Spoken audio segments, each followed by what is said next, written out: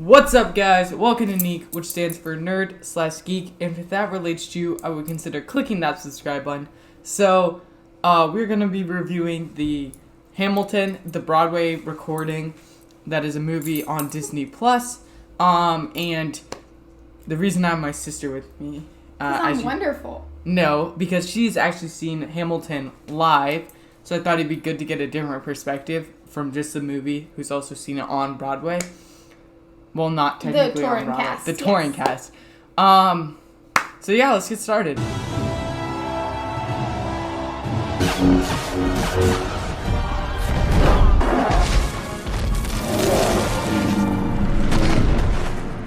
So the first thing I want to mention that I think is just really cool about Hamilton is it's taking this old story, of course, taking about its history, telling it in a new modern way with modern music, which I think is just really cool because it's something totally original that we never really seen done. I actually would argue that it's not completely original because Les Mis does a very similar thing. Les Mis pulls more from, if you don't know what that is, it takes place right after the French Revolution, and it was created in the 80s, so it pulls traditional Broadway sounds with 80s sounding music, and so I do think that it is a retelling, but Les Mis is supposed to be all of the costumes and set pieces are 100% or as close to 100% historically accurate as they could try and get, and things like that. So Hamilton definitely is different, and it uses mostly just popular music, that kind of sound. I would argue that mainly only King George is the one that has a very traditional Broadway sound throughout the entire thing. Yeah. So talking about the music, let's just go in and start talking about this music because this soundtrack is amazing. Yes. Absolutely amazing. So, I mean, like most people, we have both heard the soundtrack long before we actually saw it. Yeah. A lot. Yep. Yes, and I personally love Lin-Manuel Miranda. I like a lot of his different things that he's done. I think he is a musical genius. I also think that this is kind of going off a little bit, but that he really does fit the role of Hamilton, and people say that he can't sing, but I don't think that he could write music if he couldn't sing. You just don't like the sound of his voice. That's a whole different little side rant. Yes, but the music really is part of what makes Hamilton so great. It's this awesome contrast of the founding fathers and then rap music, and I think it could have been a whole disaster, but somehow they pulled it off. And somehow, even though it's literally all it's all sung, but it's all musical numbers. They don't sing really extra stuff. So most stories couldn't work by just having musical number after musical after none of the... I know what you're saying. Yeah. Song after song after song after song. Without any stopping, but somehow it does. And somehow all the songs are great. There's no one that really feels like a weak link or anything. And having how many songs are there? I think there's over 40. I don't know. All great songs. That's something that is incredibly hard to have. And even if you listen to the outtakes, even those are incredible. So you should go do that. They're very good. Do you have a favorite song you want to talk about? Oh my gosh. I like all of them a lot. Of course, I love Helpless and Satisfied together visually. But music-wise, I'd have to say, man, that's a really tough question. It's Quiet Uptown always makes me cry. Burn always makes me cry. I cried throughout, pretty much after Philip dies. Sorry, that's a spoiler, but after he dies, from that point on, I'm tears. But, I really like King George's stuff, I gotta say. Maybe I just like the traditional Broadway sound, but it's pretty great. What about you? Yes. Another thing that I think is so really great about Hamilton is the story itself. I think it's he picked the exact right parts about Alexander Hamilton's life to really focus in on, and kind of the idea of his pride is growing and growing and growing until Eye of the Hurricane, and then that's when everything falls apart and he can't. His own pride and his own doing things isn't what is able to save him. What's able to save him is later Eliza's forgiveness, and I don't know. So I just love that's the take of the story that he really And also, like his life just fits for, like, a story, play, movie, or something like that. Because, like, it's just, it has all the different, like, of course, he has, like, the backstory. He has... The dramatic backstory. The dramatic backstory. Yep. He has the rise. He has the fall. He has the different, like, things that are thrown his way. Like, and it has a perfect ending. And a perfect ending for it. So, like, I know everything was not exactly 100% accurate, but a lot of what they did have, like, they're able to use and make this really interesting story that you also, like, you get to tell stuff about the American history, like, that you know about, like, you get to see the American Revolution and the beginning of politics and stuff. From a different angle. Because it's all focusing on Alexander Hamilton stuff, which I think is really interesting. I also personally love the fact that he used real, actual letters that they wrote. So, like, Aaron Burr really did say, I should have known the world was wide enough for both of us. It was not right after. Right after he went out drinking and was just happy that he had killed him. It was years later. But, of course, they sped it up for the sake of the musical.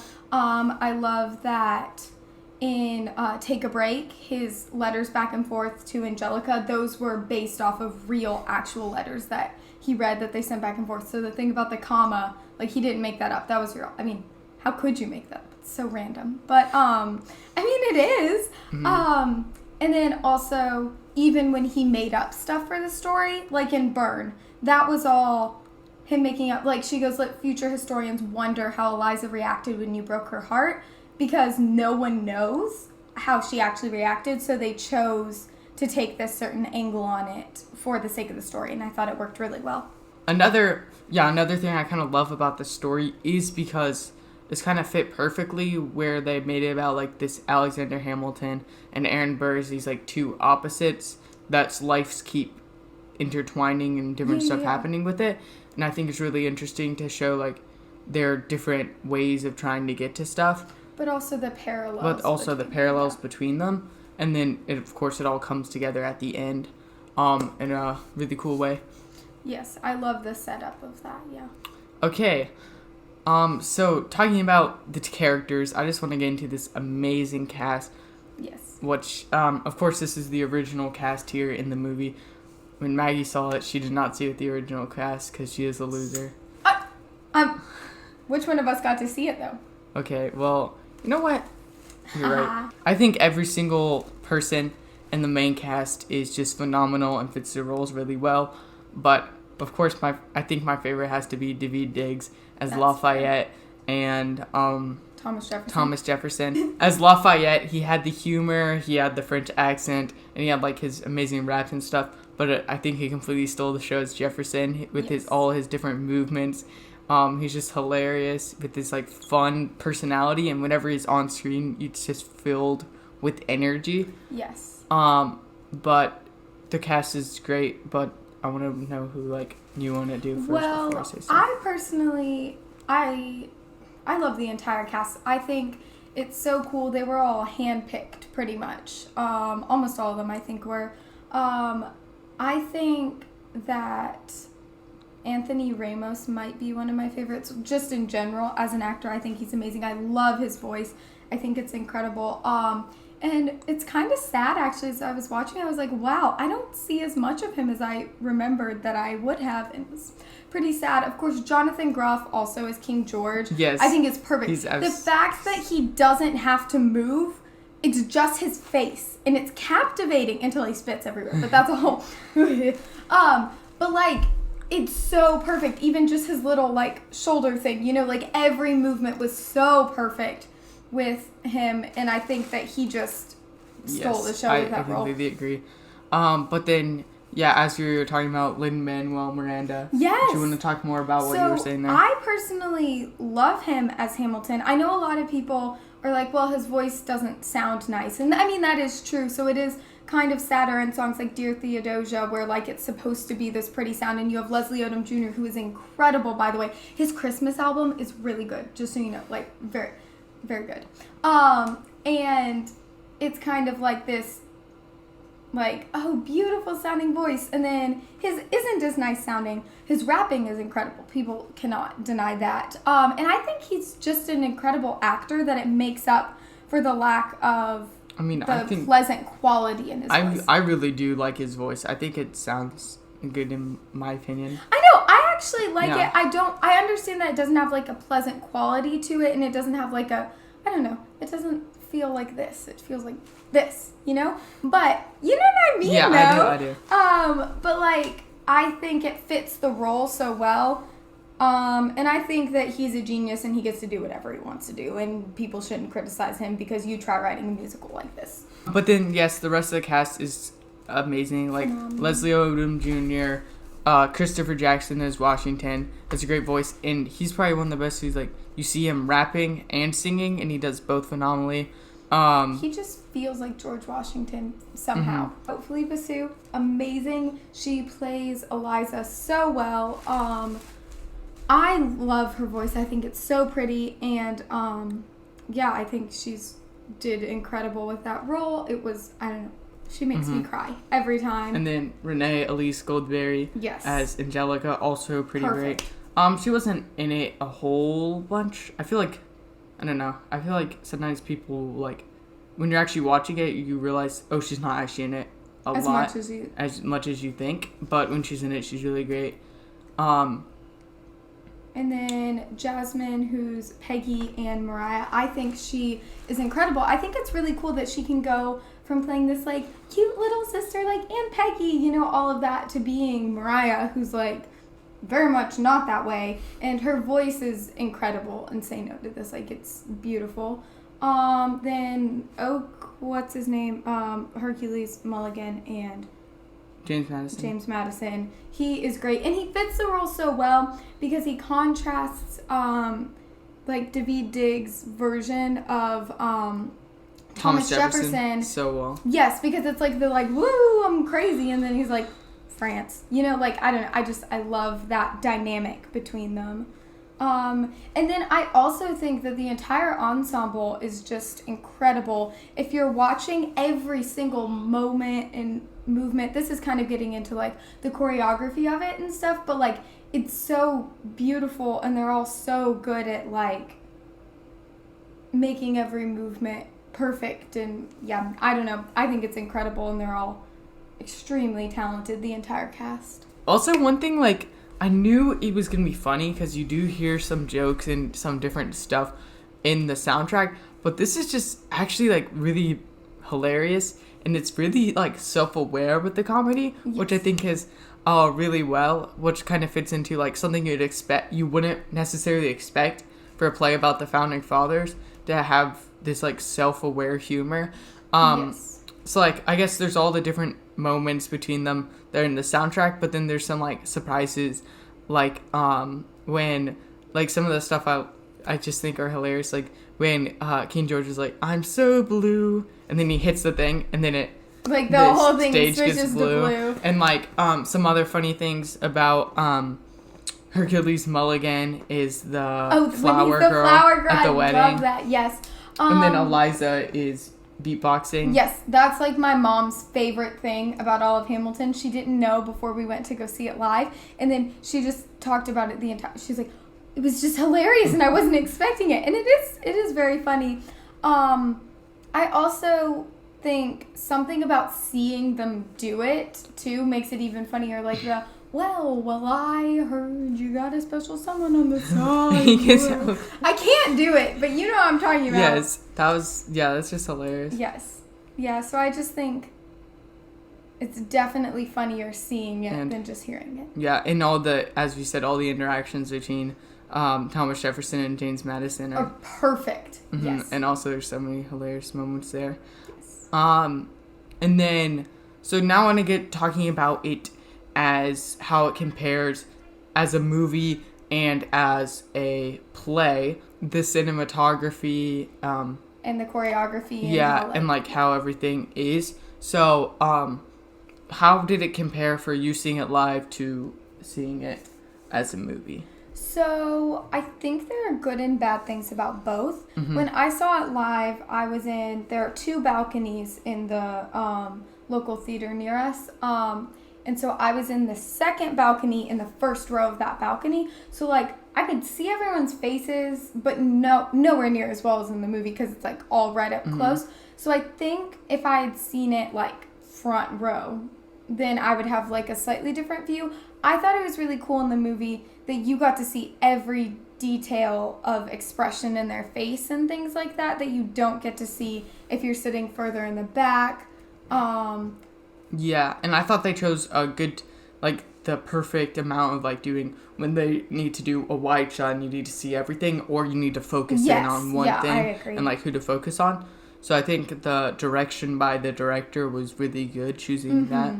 I do think another thing with seeing it live versus not, you can't really, like, I don't know. I think there's something about being in the room where it happens.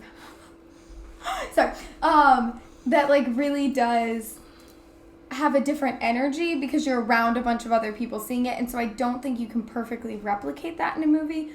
But I do think... Do you think it would have been different if you saw it in the theater? I do think it would be different if I saw it in the theater. I mean, we watched it in our basement and it was all dark, so that helped. And I do think if I was around a lot of other people watching it too, that would make a difference. Of course. You can't do that now. Yes. But when we saw it, the movie, there was not someone sitting next to my mom who I think had had a little bit too much to drink and started singing along with King George. So that was positive. One thing I want to talk about is like the rotating stage. I thought was really cool, and like the way they used it worked really well for what they were trying to do. Yes. Like the slow-mo scenes actually seemed like it was in slow motion when it obviously wasn't, and they used it for great effect. And I like that there were two different parts that could move, so you could stand in the middle and have people move around you. Yeah, I think the entire set was really cool. The fact that it was like so minimalistic and stuff, and same with all of the ensemble clothing. They're wearing like underwear at the time. I mean, obviously it's completely appropriate now because, you know, you couldn't show your ankles. But, and even the costumes that everyone wears, like their hair isn't how it would have been in like their simple version of what they would have worn then. And so I do think all of that is so cool. And that's also why I'm very glad that when they chose to make it into a movie, what they did was just film a live performance rather than try and make it an actual like movie on a set filmed like other movies. It wouldn't work because it's like very narrated and it jumps around between places so much that I don't think it would work. In most places, lots of things don't necessarily take place at a specific place because it's just like conversations they've had. Like, it's not necessarily like they're having this one conversation. It kind of just sometimes it just shows like lots of things over time. The battles would be weird, like to try and, I don't know, sing while have a somewhat realistic looking battle. So I think the way that they chose to do that was great. And then another thing that was better about seeing it in movie form than live was I thought that the cast that I saw was incredible except for Thomas Jefferson and Lafayette. I think he might have been sick or something. He had no energy at all whatsoever, and so that really took away from seeing it because it wasn't as funny and it wasn't as great as it could have been. So that doesn't happen for everyone who sees it live, obviously. That was just something with my experience that wasn't quite as great. Overall, I think it's worth it to go see it live, but also it's worth it to watch the movie. So you should just do both. Or don't see it live if you don't want to spend all the money, but you should because it's amazing. For the score, I'd give it an A+. So that is my review for Hamilton. It's on Disney Plus right now. Go check it out. I highly recommend it. Comment down below what you thought about Hamilton. Please like and subscribe and keep watching NEEK.